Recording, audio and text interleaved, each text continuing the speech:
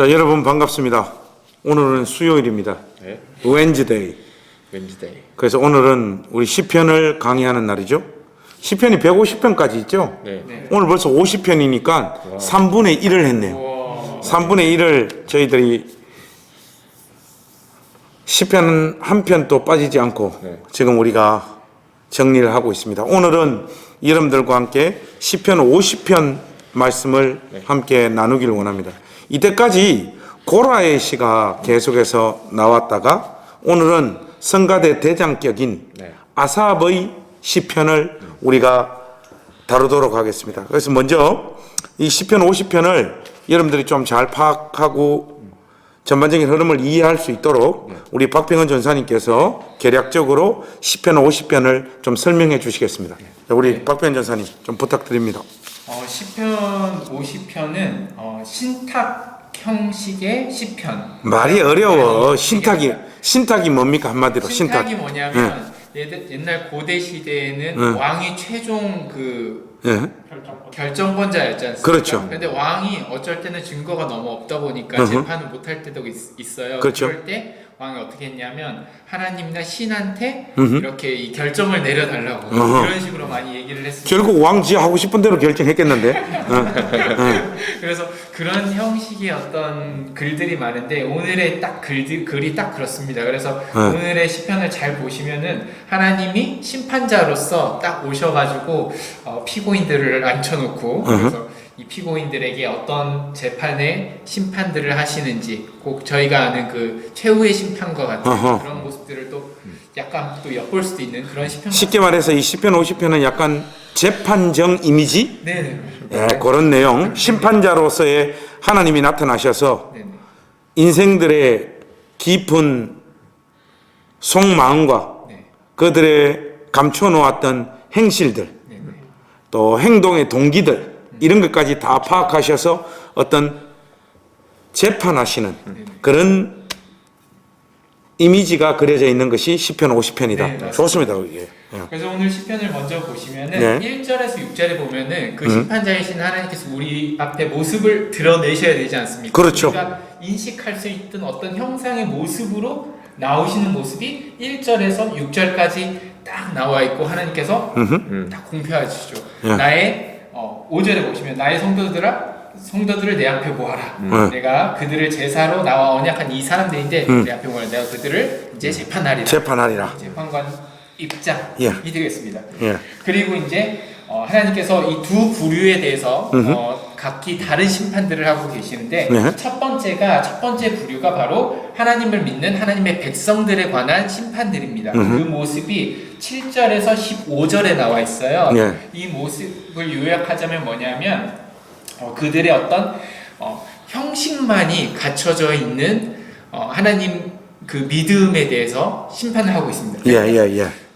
하나님이 그래요. 야, 예배를 드리고 이런 거 잘못된 거 아니다. 근데 너희들 내면이 지금 잘못돼 있어. 어떤 마음 가지고 나에게 지금 예배 드리고 제사를 드리고 있느냐. 이러한 모습에 대해서 하나님이 심판하고 있는 모습을 보여주십니다. 그리고 두 번째로 16절에서 23절까지 나머지 것들에 대해서 이제 심판하는데 이 심판의 대상자들은 바로 하나님께서 악인이라고 규정을 하는데요. 여기 본문에 나오는 악인을 본문을 통하여 미루어 볼 때 아마도 율법 지도자라든가 아니면 말씀을 가르친다거나 그런 입장들, 제사장들이나 그런 입장들에 있는 사람들이라고 볼 수가 있을 것 같습니다. 이제 그들에게 이제 하나님께서 그럽니다. 야, 너희들은 뭐 형식도 없고 마음도 없고 뭐 도덕적인 행동도 없고 말도 없고 그냥 완전 그냥 니들은 악인이야.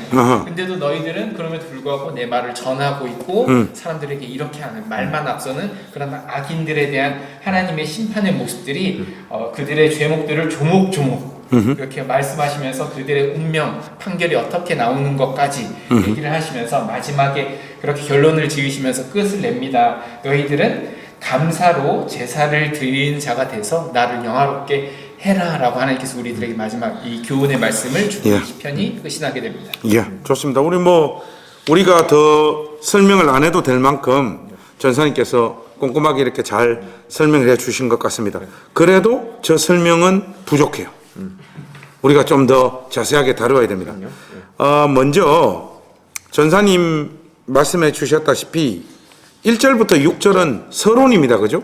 그래서 뭐 1절, 2절, 3절, 4절 다 보면 하나님께서 등장하십니다. 그죠? 재판정으로 하나님께서 쫙 등장하십니다. 그 등장하시는 하나님의 모습을 뭐 이런저런 시적인 어떤 표현들로 그냥 1절, 2절, 3절이 묘사하고 있고, 이제 등장하신 하나님께서 던지시는 말씀 중에 뭐 이게 이제 영어로 하자면 직접 화법이지. 하나님께서 직접 하신 어떤 말씀이 5절입니다. 그죠? 나의 성도들을 내 앞에 모으라. 그들은 제사로 나와 언약한 이들이니라. 이 말씀이 굉장히 의미심장한 말씀 같아 보여요. 우 목사님, 이 말씀 보면 약간 그 언약식 있잖아요. 언약식. 창세기에 보면 아브라함과 하나님 사이에 이루어졌던 어떤 언약식의 어떤 이미지를 좀 보여주는 것 같은데, 이 부분 5절 말씀을 좀 설명해 주시면 좋겠습니다. 네, 맞습니다. 이 부분에 주석학자들이 이것을 이 10편 기자가 창세기 15장에 나타나는 횃불 언약을 염두에 두고 이제 언약으로 표시한 거다. 근데 이제 창세기 15장 뭐 16절, 17절 이런 곳에 보면 그렇죠. 하나님께서 이제 아브라함 앞에 나타나서 약속을 주시는데 아브라함이 그걸 못 믿겠다. 좀 증거를 보여달라 하니까 하나님이 친히 약속을 맺어주시는 장면이 나와요. 근데 고대 근동에 보면 당시에 왕이나 그 군신들이 계약을 맺거나 아니면 상인들이 서로 계약을 맺을 때 어떻게 했냐면 그 짐승을 잡아서 여기 보면 이제 산비둘기 뭐 이런 것들 나오거든요. 그걸 잡아서 그걸 반으로 쪼개요. 쪼개서 놓고 그 사이를 지나갑니다. 한 덩어리 왼쪽, 한 덩어리 오른쪽 이렇게 놓은 다음에 그렇게 하는 이 행위가 뭘 의미하냐면 우리가 지금 계약을 맺었는데 예를 들면 신하들은 군주에 대한 충성을 그리고 군주는 신하에 대한 보호와 그 어떤 뭐 삶에 대한 그 지킴 이것을 약속을 하잖아요. 보호해주겠다. 근데 그것을 어겼을 경우에는 지금 이렇게 짐승들 쪼개진 것처럼 쪼개질 것이다. 이렇게 약속을 하는 거예요. 본인도. 그러니까 피로 이거를 약정을 맺는 것을 이제 언약이라고 했어요. 고대 근동에. 하나님이 아브라함을 납득시키시려고 그 고대 근동에 사용됐던 약속 방식대로 자신이 맺어주시는데, 여기서 특징은 이 쪼갠 고기 사이로 아브라함은 안 지나가고 하나님만 지나가시는데 횃불, 어떤 방식으로 그죠? 지나가냐면 횃불이 그 안에 줄이 쫙 지나가는 거예요. 그러면서 이제 우리는 하나님과 언약을 맺을 수 있는 쌍방의 동등한 입장은 전혀 아니지만 하나님 자신이 내가 이 약속을 어길 경우에는 내가 쪼개지겠다라는 어떤 입장을 밝히시는 장면이거든요. 그죠? 그래서 이제 이 횃불 언약을 어디까지 우리가 가져갈 수 있냐면 구속사적으로 보면 예수 그리스도를 하나님이 마지막에 쪼개시잖아요. 이게 죽이시잖아요. 피로. 그러므로 말미암아 우리와 맺었던 약속을 지켜내십니다. 끝까지. 근데 이 횃불 언약이 이제 여기서 공표하는 바는 내가 지금 여기 보면 하늘과 아래 땅 선포하면 이렇게 나오잖아요. 이게 뭐냐면 하늘이나 땅이 다 증인이 되고 모든 온 세상 이 빛을 비추시거나 해 돋는 데부터 지는 데까지 있는 모든 만물들 앞에 나타나서 내가 한 약속을 내가 지킬 텐데 너 이제 내 앞에 나와. 이렇게 이제 그 약속 앞에 언약 앞에 우리 당사자들을 불러내시는 그런 입장, 지금 이 표현들을 그들은 제사로 나와 언약한 이들이나 이렇게 하면서 부르시는 장면으로 지금 횃불 언약을 이야기하는 것이 그래서 맞습니다. 우리 우 목사님 그 횃불 언약에 대한 설명을 좀 하나님께서 신실하게 자기 약속을 지키시는 여기에 이제 포커스를 맞추어서 이렇게 좀 설명을 해 주신 것 같은데, 어쨌든 그 언약의 당사자들이었던 하나님의 언약 백성들도 이 언약에 동의를 하고 그럼요. 우리가 이 약속을 하나님 앞에서 지키겠다라고 선언한 자들이죠. 그렇죠. 그런 의미에서 보면 5절 이 말씀은 표현으로 보면 나의 성도들을 내 앞에 모으라. 그들은 제사로 나와 언약한 이들이니라 하는 이 내용이 그 뒤에 이제 전개되어질 말씀을 우리는 이미 알고 있잖아요. 공부를 했으니까. 이거는 부드러운 말이 지금 아니야. 이거는 아유 그들은 나와 언약을 맺은 나의 사랑하는 자들이야. 이게 아니고 그들은 나와 목숨을 걸고 약속을 상호 한 자들이다. 내가 그들의 행실이 어떤지 네. 지금부터 맞아요. 재판하리라 하는 아주 무거운 선언입니다. 예. 그죠? 그래서 예. 22절에 이제 뒤에 가면 얘기하겠지만 그렇지 아니하면 내가 너희를 찌르니 이렇게 그죠. 쪼갠다는 뜻이죠. 그래서 이제 먼저 하나님께서 이 하나님의 백성들의 행실을 질타하시는데 7절에서부터 이제 15절 이게 한 단락입니다. 그죠? 네.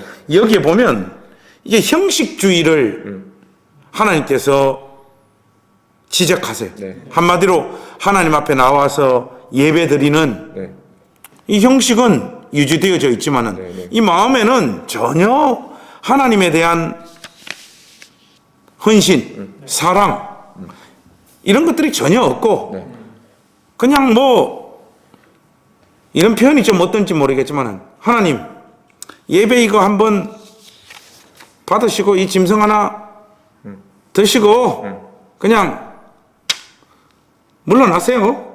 제가 할 건 다 했잖아요. 할 거리 했잖아요. 하나 이런 거 뭐 명절 돼 가지고 이제 추석 돼 가지고 이제 고향 가는데 엄마한테 엄마 이렇게 봉투 하나 가져왔어. 그걸로 마치 자식된 도리를 다 한 것처럼 굉장히 마음은 없는 채 기본적인 어떤 형식만 갖추어서 하나님을 섬기는 그런 모습을 지금 하나님께서 지적하고 있는 것 같습니다.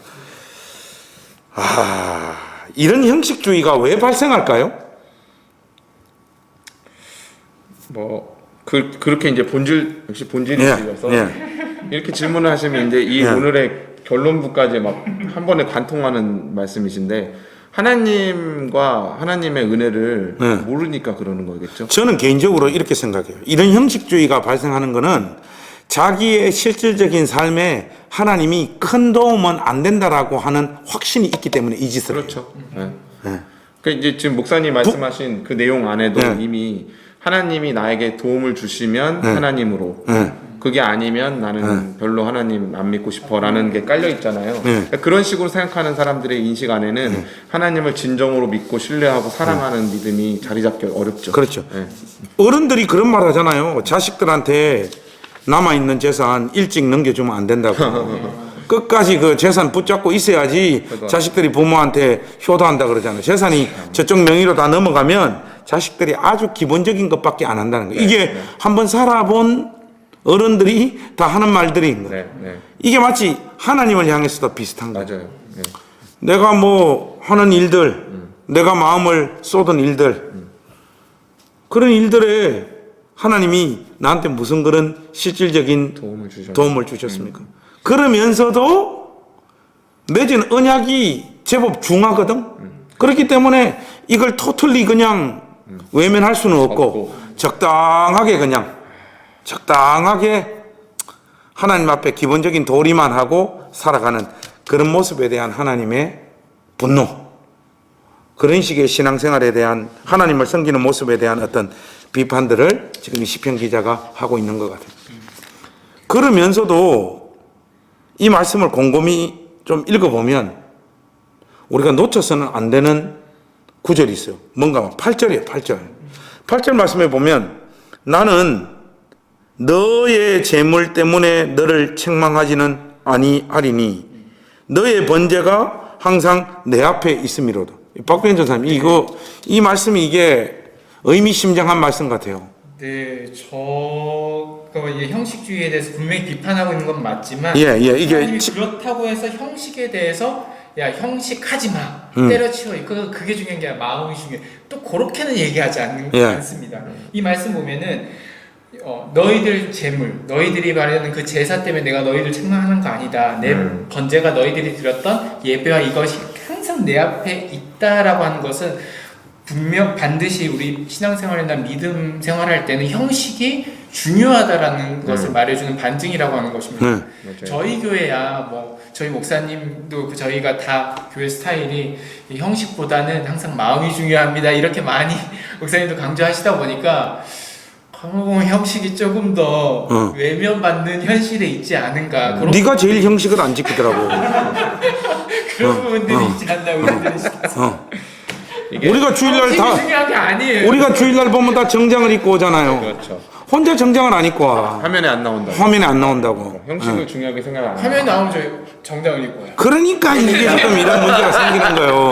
그래서 박 전사님이 아주 중요한 걸 지적해 주셨는데 네. 우리가 자꾸 본질 그러잖아요. 저도 책을 썼습니다. 그 본질이 이긴다라고. 네. 근데 막상 해보니까 본질이 지더라고. 실질적인 삶에서는 그 제가 곧 본질이 이긴다의 2편 본질이 지더라. 제가 곧 집필하도록 하겠습니다. 근데 뭔가 하면 제가 하고 싶은 이야기가 이거예요. 자꾸 본질 하는데 형식은 반드시 본질에 영향을 미치게 돼 있어요. 그럼요. 우리가 기본적인 형식을 다 내버려 버리면 본질도 무너진다라는 거 우리가 꼭 기억해야 돼요. 이 8절 말씀 보면 네 재물 때문에 너를 책망하지는 아니한다. 그리고 너의 번제, 쉽게 말해가 너의 제사와 예배가 항상 내 앞에 있음이로다. 그것 자체는 문제가 없다는. 문제는 여기에 마음을 담지 않는 거라는 거잖아요. 맞아요.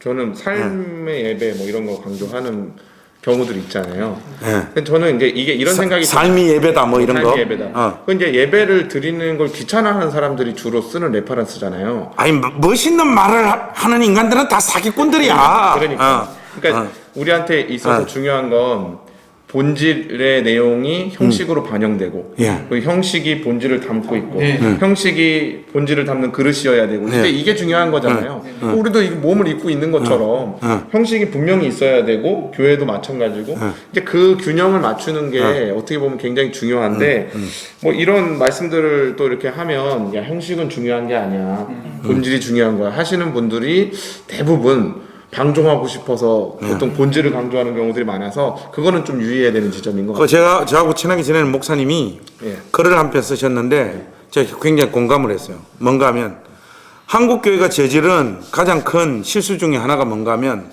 성속 이원론을 비판해 버린 거.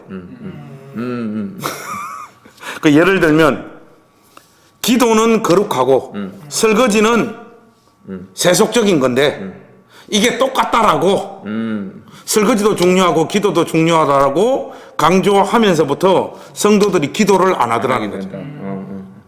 이런 걸 좀 이렇게 반대되는 어떤 시각으로 날카롭게 지적을 했는데 좀 공감 가는 측면이 있어요. 측면이네요. 분명히 본질은 기도하는 일도 중요하고 네. 설거지하는 것도 중요하죠. 하나님 앞에서 기도만큼 중요한 일이죠. 근데 우리는 이 멋있는 말과 명제를 가지고 마땅히 성도가 하나님 앞에 그렇죠. 하나님과 인격적으로 교제해야 되는 기도하는 일들을 소홀히 하잖아요. 삶이 예배다. 형식적인 종교적인 예배만 중요한 게 아니라 우리 삶의 현장이 다 예배다. 얼마나 좋습니까? 근데 이상하게 이런 말을 하는 사람들이 하나님 앞에 예배드리는 일들은 소홀히 하는 이런 일들이 벌어지는 11조 비판하는 사람들 중에 헌금생활 제대로 하는 사람 있습니까? 없습니다. 저는 이렇게 생각해요.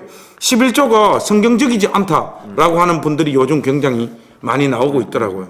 뭐 이렇게 뭐 구약과 뭐 신약 성경을 가지고 나름대로 어떤 논리를 전개하는데 그 이야기를 들어보면 그 내용 자체는 크게 틀린 말은 아닌 것 같아요. 내용 자체는 동의할 수 있는 측면이 굉장히 많아요. 근데 이상하게 그렇게 11조 시대는 끝났다. 그게 율법이다. 이렇게 이야기하는 분들 중에 신약 성경에서 말하고 있는 헌금 정신을 지켜서 하나님 앞에 신실하게 헌금하는 일들을 열심히 내는 사람들은 없더라는 거죠. 그러니까 우리가 보면 멋있는 말 왜 하는가 하면 우리를 기본적으로 감싸고 있는 형식. 아주 중요한 형식을 총체적으로 던져버리기 위해서 그런 멋있는 말을 하는 경우들이 굉장히 많더라는 거죠. 그리고 상황이 항상 그런 것 같아요. 네. 예를 들어서 삶이 예배다라는 이야기가 나오는 시점이 네. 예배에 당에 나와서 예배하는 때 이야기하는 것이 아니라 예배를 안 나오고 다른 무언가를 할 때 주로 그 얘기를 하는 것 같아요. 그렇죠. 맞아요. 네. 보통 그렇죠. 그건 거꾸로 반대로 예배를 드리면서 예배당에 나와서 예배를 드리면서도 내 삶이 예배다라고 이야기를 할 수 있으면 참 좋을 텐데 그렇지 못할 때 주로 그런 이야기들을 하니까 그런 문제들이 발생하는 것 같아요. 제가 지난번에 올포원 나가서 자식들한테 꼭 하고 싶은 신앙적인 그 유언 비슷하게 한마디 하대요. 뭐 죽을 때 하는 게 유언이지만은 지금 방송 보고서 제가 우리 애들 보고 3가지를 이야기했어요. 하나는 죽을 때까지 주일날 교회 빠지지 말 것. 물론 뭐 이런 코로나 이런 상황, 그건 예배 현장에서 예배 드리니까 주일날 죽을 때까지 주일 성수 똑바로 해라. 2번째는 너희들이 땀을 흘려서 번 돈이 있으면 반드시 그것에 대해서 11조를 해라.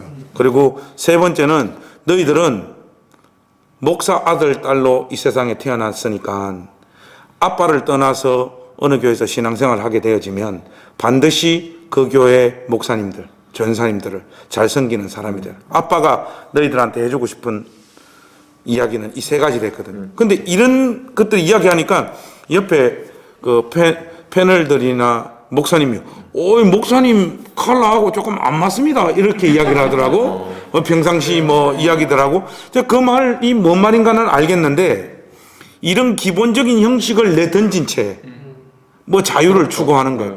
이거는 진짜로 문제가 돼. 어느 순간 우리의 토대 자체가 아예 다 사라져 버린다. 제가 안식일 엄숙주의, 뭐 주일 성수라든지 뭐 율법적인 어떤 헌금 강요, 뭐 이런 거에 대해서 또 목사라서 뭐 특별하게 다른 사람들하고 구별되어지게 대접을 받아야 되는 거에 대해서 얼마나 그 알러지가 있는 사람입니까? 저의 그 메시지를 들어보면 그런 거에 대해서 제가 총체적으로 저항하는 목사 중에 한 명이잖아요. 그러나 그 안에 담긴 기본적인 중심들, 또 기본적인 형식들을 다 내던져버리면 기독교는 와장창 다 무너질 수밖에 없다는 거예요. 우리 전사님이 아주 이 8절 말씀을 통해서 아주 중요한 부분들을 지금 지적한 거예요. 7절부터 15절까지는 분명히 마음이 없는 형식주의를 비판하고 있는 거지만 하나님께서 분명히 말씀하시잖아요. 네 재물 때문에 너를 책망하지는 않는다고. 네 번제가 항상 내 앞에 있다라는 건 알지만 네 마음이 거기에 없지 않느냐. 이 부분을 지금 지적하고 있는 거지. 우리의 기본적인 형식을 다 없애는 것은 정말로 큰 문제다. 이런 말씀을 7절에서부터 15절에서 이렇게 강조하고 있습니다. 우리가 뒤에 가서 살펴보겠지만은 14절과 15절을 보시면 22절과 23절하고 똑같습니다. 그죠? 거의 비슷합니다. 그죠? 감사로 하나님께 제사를 드리며 지존하신 이에게 내 서원을 갚으며. 우 목사님, 여기서 말하는 내 서원이라고 하는 것은 5절 말씀에 나와 있는 나와 언약한 이들이니라라와 이게 직접적으로 연관되어져 있는 말 아닙니까? 맞습니다. 예. 그러니까 제사를 드린다는 건 하나님 앞에 제사 드리는 건 언약 백성이기 때문인데 그 언약 백성의 도리를 다하는 것을 그 짐승 드리고 내가 갖다 바쳤으니 이제 됐지 않느냐 이런 식으로 서원을 갚으려고 하지 말고 그렇죠. 감사로 그러니까 마음을 드리고 하나님을 사랑함으로 그 은혜에 보답함으로 감사하는 마음으로 하나님 앞에 제사를 드려라. 제사의 본질은 그거다. 이제 그걸 얘기하는 거죠. 제사의 껍데기만 너희들은 유지하면서 우리가 지금까지 얘기했던 형식과 내용의 문제에서 내용을 형식으로 자꾸 대체하려고 하니까 형식은 그릇이고 틀인데 자꾸 형식만 했다고 해서 내용이 다 채워진 것처럼 여기지 않느냐 너희들은. 이제 그렇게 비판을 하면서 지존하신 이에게 서원을 갚는 일을 감사로 드려라. 우 목사님이 금방 뭐 그릇 이야기하니까 좀 이미지로 확실하게 당기는 것 같아요. 제가 제일 좋아하는 음식이 라면이지 않습니까? 예를 들어가지고 냄비하고 그릇 없으면 라면 어떻게 끓여 먹을 거예요? 그렇죠. 방법이 없잖아요. 그리고 또 어떤 인간은 또 그럴 것 같아. 생라면에 스프 뿌리 먹으면 맛있습니다. 또 그렇게 이야기. 라면의 본질이 아니죠. 그렇죠. 근데 또 그렇다고 이런 거죠. 냄비에다가 물만 넣고 끓인다고 라면이 되진 않잖아요. 그렇죠. 근데 냄비를 먹으려고 하고 있으니까 지금. 그래서 15절 말씀에 보면 하나님께서 이런 걸 약속해 주시잖아요. 감사로 하나님께 제사를 드리는 자들에게 또 그 서원을 하나님 앞에 온전히 갚는 자에게 환난 날에 나를 부르라. 내가 너를 건지리니 네가 나를 영화롭게 하리로다. 하나님은 우리 인생 가운데서 만나는 수많은 어려움 가운데 반드시 감사로 제사 드리는 자의 인생 위에 간섭하시고 함께 하시고 자기의 알통을 보여주시는 뽀빠이 하나님이시라는 거. 이게 또 뽀빠이 하니까 지금 20대, 30대 이게 뭔 말인가 모를 것 같아요. 그 여러분들, 그런 분들은 구글에 뽀빠이라고 한번 검색해 보시면 뽀빠이가 뭘 의미하는가를 하나님은 자신을 향하여 온 마음을 다하여 예배하고 감사함으로 하나님 앞에 예배하는 자의 인생을 저는 붙잡으시고 복 주시는 하나님이시라고 저는 믿고 확신합니다. 보통 보면 하나님 믿어도 아무 소용이 없더라라고 하는 분들이 보면 신앙생활의 기본들이 다 어그러져 있어요. 가장 기본적으로 해야 할 형식적인 틀들이 다 무너져 있는 경우들이 굉장히 많습니다. 여러분들의 마음을 모아서 그 형식 가운데 감사한 마음 담아 하나님 앞에 예배하는 인생들이 되시기를 우리 주님의 이름으로 부탁드립니다. 그리고 재판장 되시는 하나님께서 두 번째 잘못을 이제 지적하십니다. 그 내용이 16절에서 21절인데 우 목사님 여기 읽어보면 저는 제일 그 인상적인 게 그거예요. 18절에서 19절 도둑을 본적 그와 연합하고 간업하는 자들과 동료가 되며 내 입을 악에게 내어주고 내 혀로 거짓을 꾸미며 한 절 더요 앉아서 내 형제를 공박하며 내 어머니의 아들을 비방하는도다. 우 목사님 이게 정확하게 이게 무슨 말입니까? 하나님이 뭘 지적하고 있는 거예요? 이게 이제 10계명을 이 중에 3개를 어긴 거거든요. 예. 이제 7, 8, 9계명 이렇게 다 어긴 건데 지금 사실 이 10계명을 끌어오면서 도둑과 연합하고 가늠한 자들과 동료가 되고 이런 뜻은 뭐냐면 도둑은 아니야. 자기가 직접적인 도둑놈은 아니야. 직접적인 도둑은 아닌데 그러니까 표면적으로 드러난 도둑은 아니지만 그 사람도 도둑인 거예요.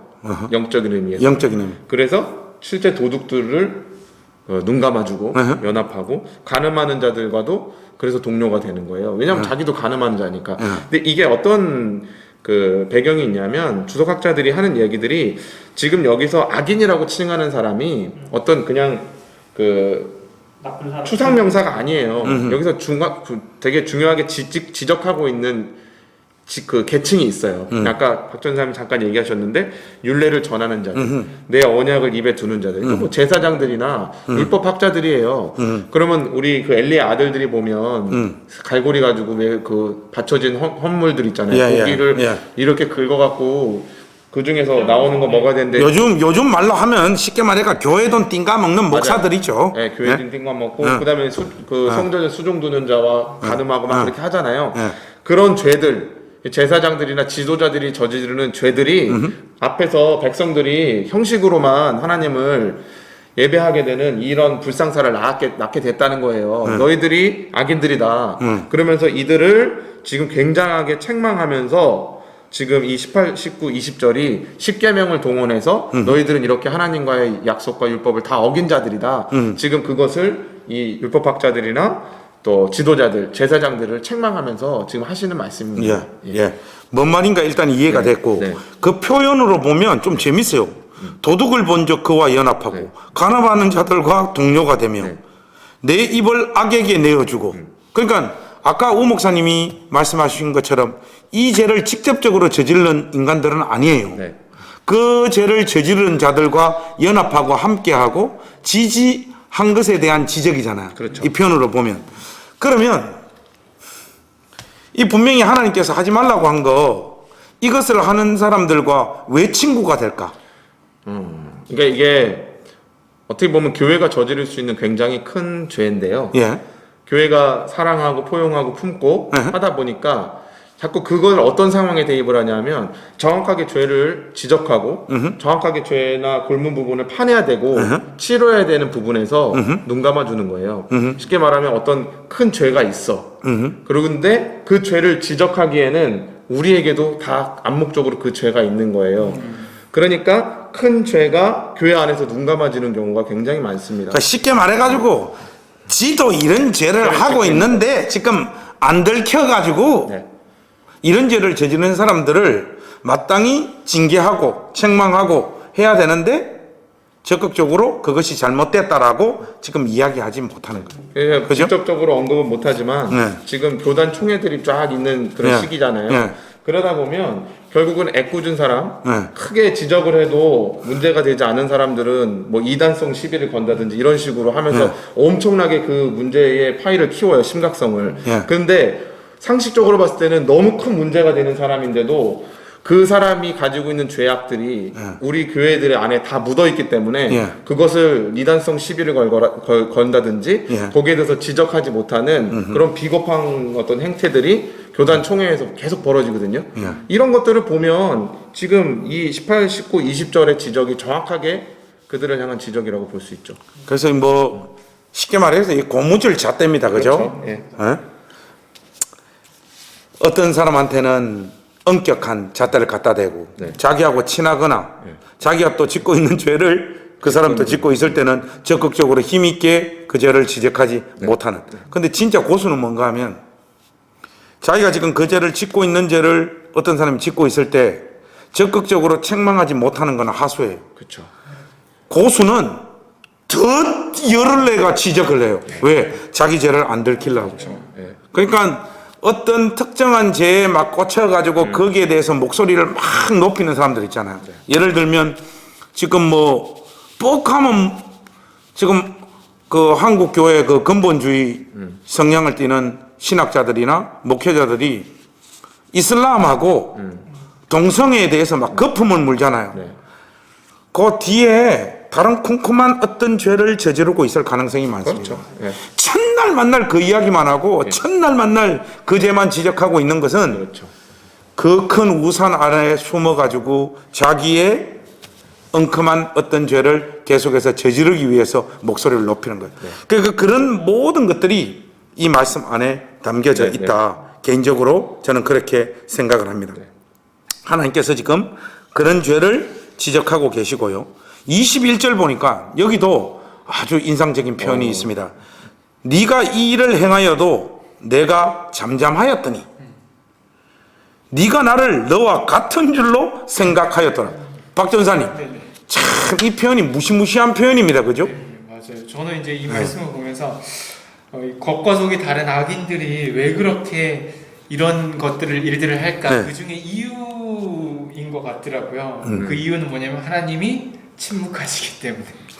하나님이 아무 말도 안 하니까 나는 잘못이 없는 줄 없고 알고. 잘하고 있는 것 같은 생각이 드는 거예요. 예.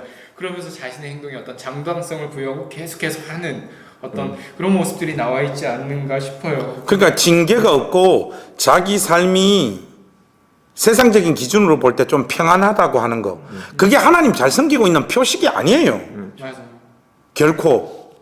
맞아요. 우리가 이 자본주의라든지 이 죄가 왕노를 하는 이 세상 가운데서 복장 좀 편하려면 어떻게 해야 되는가 하면 적당하게 타협하고 비겁해지면 되죠. 비겁하고 또 돈을 벌거나 돈을 사용하는 데 있어 가지고 우리 영혼을 만족시키는 어떤 요소들 있잖아요. 그것들로 인해 가지고 우리 마음이 평안한 것을 하나님이 우리 심령 가운데 부어주신 평안으로 우리가 바꾸는 경향이 많죠. 그 삶을 하나님 앞에 감사하는 경우들이 굉장히 많죠. 오 목사님은 언제 마음이 좀 평안이 와요? 신앙적인 거 빼놓고. 신앙적인 거 빼놓고 신앙적인 뭐 하나님께 주시는 이런 평안 말고 보통 이렇게 마음이 평안할 때가 언제예요? 월급날 이제 당연하죠. 사례비 들어오고 그거 근데 가지고 다음날 평안이 없어져요. 싹 다 빠져나가서. 네. 우리 교회에서 이번 주에 오 목사님을 위해서 구제 헌금을 한번 하겠습니다. 카드값이 빠져나가고도 조금 돈이 남아 있을 정도로 우리가 이 가정을 함께 기도하며 구제하도록 하겠습니다. 평안이 몇 시간 못 가네요. 몇 시간 못 가.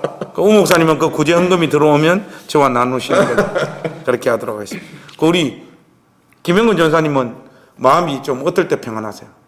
그러니까 마음이 불편하지 않을 때는 큰 문제 탈이 없을 때 예를 들어서 뭐 유미랑 지내는데도 별 문제가 없고 제 주변 사람들과 지내는데도 별 문제가 없고 뭐 떨어져 계신 부모님이나 형제지간에도 문제가 없을 때는 좀 마음이 편한 것 같고요. 근데 그 중에 한 가지라도 뭐가 깨지면 예를 들어서 뭐 부부싸움이 있었거나 의견이 나는 부분이 생기거나 그러면 좀 많이 불편한 것 같습니다. 우리 박병현 전사님은요? 언제 마음이 이렇게 좀 평안하세요? 저는 이제 헬스장이랑 운동할 때. 카페가 열었을 때. 가만 보면 예수 안 믿는 사람 같아. 아니 예수님 믿고 말고는 저 운동 이제 신앙 딱 하고 빼고. 있으면 운동하고 있으면 이게 하고 있으면 아무 생각이 없고 평안해져요. 그렇군요. 이것만 들으면 돼요. 딴 생각이 전혀 제가 오늘 이 수요 강의 시편 강의를 통하여 예언하겠습니다. 장가 못 가요. 저놈은 장가 못 가요. 그럴 때 평안하면 안 되지. 근데 저 같은 경우에 이렇게 한번 보면 일단은 통장에 돈이 좀 있어야 돼. 그래요. 그리고 내가 원하는 거 구입하고 또 원하는 곳에 소비해도 여전히 괜찮을 때. 내 경제적으로 내 삶에 큰 타격을 안 줄 때. 이게 기본인 것 같아요. 네. 이게 기본이고 다른 요소들은 그냥 금방 쭉 나누어 주신 대로 이렇게 이럴 때 저럴 때 각 사람마다 마음이 평안할 때가 조금씩 다른 것 같고, 이 자본주의 사회에서는 기본적으로 이 돈이라고 하는 또 그걸 가지고 즐겁게 소비할 때 이 우리 마음 가운데 평안이 찾아오는 것 같아요. 다들 통장에 꽂혀 있는 돈 때문에 마음이 평안한 거야. 어? 근데 그런 삶을 마치 하나님의 축복인 양, 내 삶에 다른 어려움이 없다 보니까 나의 이 삶을 하나님께서 정당화해 주시는구나. 지금 그렇게 생각한다 너희들이. 맞아요. 21절 말씀 다시 한번 제가 읽겠습니다. 네가 이 일을 행하여도 내가 잠잠하였더니 네가 나를 너와 같은 줄로 생각하였도다. 자기 삶을 하나님 이름을 동원해 가지고 완전히 자기 삶을 정당화하는 거잖아요. 그 이런 경우 많아요. 집에서 보면 애들 딱 양육할 때, 지금 말고, 지금은 제가 우리 애들을 안 팹니다만은 아이들 아주 어렸을 때 보면 징징대거나 뭐 또 아이고 저거는 저런 행동을 하면 안 되는데 하는 걸 할 때마다 아버지가 강펀치를 날리는 건 아니잖아요. 매를 모으고 축적하는 날들이 있잖아요. 그때 자녀들이 자기 행실이 정당하고 엄마 아빠가 나의 모습에 기뻐하는구나. 나와 생각이 똑같구나. 이렇게 생각하는 것은 말이 안 되잖아요. 오늘 이 부분을 하나님께서 지금 지적하고 있는 겁니다. 한마디로 16절에서 그 23절 말씀에서는 신앙적 어떤 위선을 하나님께서 지적하고 있는 내용입니다. 그런데 이 내용도 결국 마지막에는 23절에 가보니까 감사로 제사를 드리는 자가 나를 영화롭게 하나니 그의 행위를 옳게 하는 자에게 내가 하나님의 구원을 보이리라.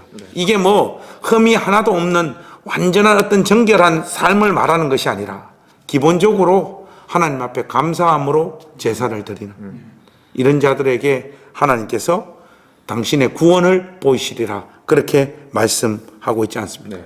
이렇게 결론 내리기 전에 22절 말씀도 우리가 잠깐 좀 살피는 게 중요할 것 같아요.